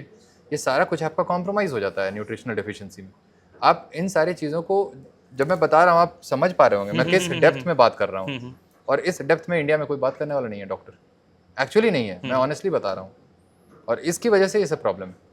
इतना बर्डन आज क्यों है बीमारी का? कोई डॉक्टर इस लेवल पे बात ही नहीं करता है, उसको नॉलेज ही नहीं है, ये सब समझ ही नहीं आता है कैसे बात करूँ, क्या करूँ। आप किसी भी डॉक्टर से, आप इन जनरल आप किसी भी डॉक्टर को सुनिएगा यूट्यूब पे, बड़े से बड़े 30 मार खां को, जो डीएम सब हैं, वही कन्वेंशनल बात करेंगे। वो स्मोक मत करो, 10,000 स्टेप्स करो, फैट कम खाओ, कोलेस्ट्रॉल को ट्रैक लिपिड प्रोफाइल कराते रहो, और वेट ट्रेनिंग कम करो, कार्डियो ज़्यादा करो, है ना। ये सारी चीज़ आप सुनेंगे। डाइट में फाइबर ज़्यादा लो, हाइड्रेट करते रहो खुद को, और इसमें से कोई एडवाइस यूजलेस, सारा एडवाइस यूजलेस है इसमें से, है ना। कोई एडवाइस वर्क नहीं करता है, क्योंकि ये एडवाइस ऑलरेडी लोग फॉलो कर रहे हैं और करते हुए बीमार हो रहे हैं। और जब मेरे पास आते हैं तो उसका जस्ट ऑपोजिट होता है सब कुछ। मैं बोलता हूँ कार्डियो नहीं करना है, वेट ट्रेनिंग करना है, बोलता फाइबर नहीं खाना है, कार्डियो करना ही नहीं है। नहीं, कार्डियो तो करना ही नहीं चाहिए, बिल्कुल नहीं करना चाहिए कार्डियो। कार्डियोवैस्कुलर हेल्थ के लिए आपको अलग से कार्डियो करने की जरूरत नहीं है। आपका जो भी बेनिफिट मिलता है। एब्स वर्कआउट कैसे करेंगे देन? कार्डियो नहीं करेंगे तो कुछ एब्स क्या करना है? नहीं, वर्कआउट आप वेट ट्रेनिंग करिए, मसल्स को ट्रेन करिए, एब्स भी उसी में इंक्लूडेड है। अलग से कार्डियो जो करते हैं ना, ट्रेडमिल पे भागते हैं, स्टेडी स्टेट कार्डियो, समझा, वो सब नहीं करना है। जो एक्स्ट्रा जो वर्कआउट होता है, हाँ, वो सब फालतू एक्सरसाइज है, वो सब मसल लॉस होता है उससे। और आप वेट ट्रेनिंग क्यों करते हो? मसल बिल्ड करने के लिए, हाइपरट्रॉफी के लिए करते हो। और कार्डियो फिर कर रहे हो आप, उससे लॉस करने के लिए, मसल लॉस हो रहा है। तो आप करना क्या चाह रहे हो? बनाना चाह रहे हो या कम करना चाह रहे हो? तो ये पूरा कॉन्ट्राडिक्टरी है एक्चुअली। तो यही सब प्रॉब्लम है। और इस सारी चीज़ों को ना मैं ऑलरेडी यूट्यूब पे अपने वीडियोस में डिटेल में बात कर चुका हूँ, क्यों कार्डियो नहीं करना चाहिए। तो ऑडियंस जो भी देख रही है हमारे इस पॉडकास्ट को, वो आराम से मेरे चैनल पे विजिट करें और देखें, डिटेल में समझे मैकेनिज्म। क्योंकि यहाँ पे मैं डिटेलिंग करने लगा तो 12 बज जाएगा, है ना, अभी रात के। तो इसलिए वो आप चैनल पे जाइए मेरे, आप सभी, और देखिए। मैं यही रिक्वेस्ट करूँगा सभी से। वैसा कोई पेशेंट आया है जो आपसे एग्री नहीं किया है? नहीं, पेशेंट एक बार मेरे पास आ जाता है, बड़ा हम्बल होके आता है। ओके, एग्री उसे करना पड़ेगा। आप आए हो मेरे पास, तो मेरे पास जनरली कैसे लोग आते हैं मैं बता रहा हूँ, वो हर घाट से पानी पी के आए हुए होते हैं। लास्ट ऑप्शन आप ही होते हैं। एग्जैक्टली। मैं कभी भी किसी भी पेशेंट का फर्स्ट डॉक्टर नहीं होता हूँ, कभी भी नहीं, क्योंकि वो ये करना ही नहीं चाहेंगे। ये एक्सट्रीम अप्रोच कोई क्यों लेगा फर्स्ट टाइम में? वो सोचेगा कि अभी रहने दो ना यार, ये ऐसा बताता है, ये कुछ और करते हैं ना तब तक। और जब सब कुछ फेल हो जाता है तो मेरे पास आते हैं और उसके बाद बोलते हैं, सर अब जो है सो आप ही हैं, अब जो बोलिएगा वो करूँगा। वो करते हैं बड़े अच्छे से और रिजल्ट भी मिल जाता है। अभी अगर आपको चांस मिले कि मेडिकल, पूरा सोसाइटी में, मेडिकल इंडस्ट्री में कुछ चेंज करने के लिए, क्या चेंज करेंगे? या कोई सब्जेक्ट ऐड करेंगे मेडिकल स्टडीज़ में? देखिए, मेडिकल इंडस्ट्री के लिए मैं नहीं सोचता हूँ कुछ। मैं सिर्फ पेशेंट वेलफेयर के बारे में सोचता हूँ, पब्लिक हेल्थ के बारे में सोचता हूँ। अगर आप पेशेंट को एजुकेट कर रहे हो, है ना, आप पब्लिक के लिए काम कर रहे हो, पब्लिक हेल्थ के लिए काम कर रहे हो, तो आप अगर एजुकेट करते हो, उनको अवेयर करते हो, तो ये इंडस्ट्री अपने आप तहस नहस हो जाएगी। ठीक है। और सारा फार्मा इंडस्ट्री भी खत्म हो जाएगी। खत्म तो नहीं बोलूँगा, क्योंकि देखिए ड्रग्स का यूज़ तो रहेगा ही। हाँ, डेफिनेटली कम हो जाएगा। वो उस तरह का जितना भी अभी हमें डिजीज़ का बर्डन है और जितना हम अपना इन्वेस्ट करते हैं इसमें, हेल्थ केयर इंडस्ट्री में बहुत पैसा जाता है हमारा, वो कम हो जाएगा। और मुझे ऐसा लगता है करिकुलम भी फिर चेंज होगा, क्योंकि आप डायरेक्टली इंडस्ट्री से नहीं लड़ सकते हो। आप लोगों के माइंडसेट को बदलो पहले, और जब लोग बदलेंगे तो इंडस्ट्री बदल जाएगी। इंडस्ट्री का काम करने का तरीका बदल जाएगा। फार्मा इंडस्ट्री शायद नहीं रहे, वो फूड इंडस्ट्री, मीट इंडस्ट्री हो जाए, या फिर कुछ मीट प्रोडक्शन पे काम करने लगे, या रियल फूड पे काम करने लगे। जितना जंक फूड अभी बन रहा है हमारा, प्रोसेस फूड, वो नहीं बना करके वो इस मीट से रिलेटेड कोई प्रोडक्ट बनाएगा, रियल फूड से रिलेटेड कोई प्रोडक्ट बनाएगा, है ना। आप कहीं और बिजनेस करिए ना। आप बिजनेस दो तरीके से कर सकते हैं। आप किसी को हेल्दी रखते हुए भी बिजनेस कर सकते हो। अगर मान लीजिए कोई अगर हेल्दी खाता है और हेल्दी खाते हुए वो हेल्दी है, तो वो हेल्दी ही रहना चाहेगा ना। और हेल्दी रहने के लिए फिर वो वही चीज़ खाएगा जिससे वो हेल्दी है। तो आप वही खाना बनाओ ना यार, आप उसी चीज़ को प्रमोट करो। आपका बिजनेस भी रन करेगा, बढ़िया चलेगा, और मेरा हेल्थ भी अच्छा रहेगा, और मैं उसी हेल्थ के लिए आपके पास प्रोडक्ट लेता रहूँगा। अभी के इंडस्ट्री के साथ प्रॉब्लम यह है कि वो आपको बीमार रखती है, मरने भी नहीं देती, और आपसे पैसा चूसते रहती है, और वो फ्लोरिश करती है और आप कंगाल हो जाते हो। घर आपको नीलाम करना पड़ता है अपना। ये हालत हो जाती है, ज़मीन बेचना पड़ता है। ये गलत है ना, आप किसी के सिकनेस से आप पैसा बना रहे हो, ये एथिक्स के खिलाफ है एक्चुअली। मेडिकल प्रोफेशन एथिक्स के खिलाफ होता है ये। आप सिकनेस से पैसा नहीं बना सकते हो, आप हेल्दी करने के लिए पैसे लो। आप बीमार रख करके आप पैसा बनाते रहते हो और इंसान को हेल्दी होने नहीं देते हो कभी। ये मेडिकल मैल प्रैक्टिस होता है। सोशल मीडिया पे आने का मेन एजेंडा क्या था आपका? मेन एजेंडा था मुझे इंडस्ट्री में रहकर काम नहीं करना था। ओके। और मुझे अपना काम करना था। मतलब आपने क्लिनिकल ट्रायल कभी किया नहीं? नहीं, जब मैं डीएनबी कर रहा था मेडिसिन में, मतलब इंटर्नशिप जो था। हाँ नहीं, वो 3 इयर्स का, हाँ 3 इयर्स का वो रेसिडेंसी होती है। हाँ रेसिडेंसी, जो पीजी रेसिडेंट डॉक्टर्स होते हैं। रेसिडेंट डॉक्टर्स होते हैं, वो 3 इयर्स का प्रॉपर ट्रेनिंग था। उसमें मैंने इमरजेंसी ड्यूटी की, आईसीयू में ड्यूटी की। बहुत कुछ मैंने देखा कि कैसे पेशेंट्स आते हैं, कैसे पेशेंट्स की ट्राइजिंग होती है। उस टाइम पे ये थॉट नहीं था? नहीं, मेरे पास थॉट आ गया था। ओके। मैंने ये डिसाइड कर लिया था कि जैसे ही मैं निकलूंगा इसको करके, मैं किसी हॉस्पिटल में ज्वाइन नहीं करूंगा, मुझे कोई जॉब नहीं चाहिए किसी से। मैं अपना काम करूंगा और अपना यूट्यूब चैनल क्रिएट करूंगा और उस पर लोगों को एजुकेट करूंगा हेल्थ के बारे में, न्यूट्रिशन के बारे में। और वो मैंने किया। और अल्टीमेटली अब मुझे लग रहा है कि लोग अब मुझे थोड़ा जान रहे हैं आप लोगों के थ्रू। आप लोग भी काफ़ी हेल्प मिल रहा है आप लोगों से भी, ताकि मुझे भी प्लेटफॉर्म मिलता है आप लोगों से टच में आने से। वरना अपना तो मैं पहले भी बहुत 3 सालों से बना रहा हूँ, लेकिन कोई देख नहीं रहा था, वाइडर ऑडियंस तक मैं नहीं पहुँच पा रहा था। लेकिन अब वो मुझे रीच मिल रहा है और अच्छा लग रहा है, काफ़ी अच्छा लग रहा है कि लोग अब एक्नॉलेज कर रहे हैं मेरे वर्क को। इन जनरल सोशल मीडिया पे एजुकेटेड कंटेंट बनाना चाहिए या वायरल कंटेंट बनाना चाहिए?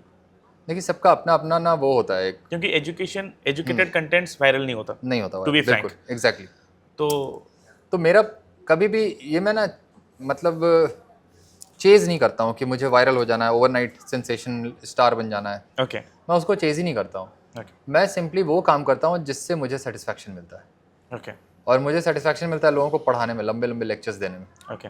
और मैं वो लाइव सेशन करता हूँ यूट्यूब पे। ओके। या क्रिटिक वीडियो करता हूँ, किसी डॉक्टर के को क्रिटिक कर रहा हूँ तो वो भी सेशन लंबा चला जाता है। ओके। और उसमें डेफिनेट सी बात है, वायरल नहीं होता मेरा कंटेंट, वो मुझे पता है। लेकिन जितनी भी ऑडियंस है मेरी, वो बहुत ट्रू ऑडियंस है। वो 3 घंटे में बोलूँगा तो वो 3 घंटे सुनती है मुझे लगातार। वाइडर ऑडियंस नहीं है, लेकिन जितनी भी है वो देखती है पूरी, और मैं उसी में खुश रहता हूँ। क्योंकि मुझे प्रॉब्लम ये है ना कि मैं एजुकेट करना चाहता हूँ, मैं किसी को शॉर्ट में हैक्स नहीं देना चाहता हूँ। ओके। क्योंकि आप शॉर्ट्स जब बनाओगे, रील्स बनाओगे, तो उसमें आप हैक्स दोगे कि ये कर लो तो ये हो जाएगा, 5 tips to lose body weight, है ना, 5 tips to lose 5 kg in 5 days। ऐसे ऐसे शॉर्ट्स वायरल होते हैं क्योंकि लोगों को शॉर्टकट पसंद है। लास्ट क्वेश्चन, जो सप्लीमेंट्स लेते हैं जिम वाले, BCAA, प्री वर्कआउट्स, वो सब लेना चाहिए नहीं चाहिए? यूजलेस है, सब यूजलेस है, कंप्लीट यूजलेस है, कोई मतलब नहीं है, उसको ज़रूरत ही नहीं है। बिल्कुल नहीं ज़रूरत है। आपका खाना सही नहीं है, आप वो कुछ भी कर लो, उससे कुछ होना जाना नहीं है आपको। ओके। BCAA आप क्यों ले रहे हो? क्योंकि खाने में मीट नहीं है, एग्स नहीं है। तो ब्रांच चेन अमाइनो एसिड आपका होता नहीं है प्लांट बेस्ड डाइट में, तो आप उसके लिए BCAA लेने लगते हो। तो मीट खाओ यार, अंडे खाओ, क्यों BCAA अलग से पी रहे हो? ओके। आपको अगर एक सेमिनार देना है सिर्फ 30 सेकंड का, क्या बोलोगे? सेमिनार में 30 सेकंड्स में तो मैं यही बोलूँगा कि अपने डाइटरी कार्बोहाइड्रेट को आप एलिमिनेट करो इफ़ पॉसिबल। डाइटरी फैट से मत डरो, डाइटरी कोलेस्ट्रॉल से मत डरो, और प्रोटीन उतना खाओ जितना आपको सेटिस्फाई करता है। तो प्रोटीन का कोई अपर लिमिट नहीं होता, प्रोटीन से कभी किडनी डैमेज नहीं होती, प्रोटीन से कभी लिवर डैमेज नहीं होता। तो हाई फैट हाई प्रोटीन से मत डरो, हाई कार्ब से डरो, that's it. Okay, thank you. Thank you. बहुत कुछ जानने को मिला, मेरा थिंकिंग चेंज हो गया, कुछ तो चेंज हो गया। तो चलिए, thank you so much, thank you.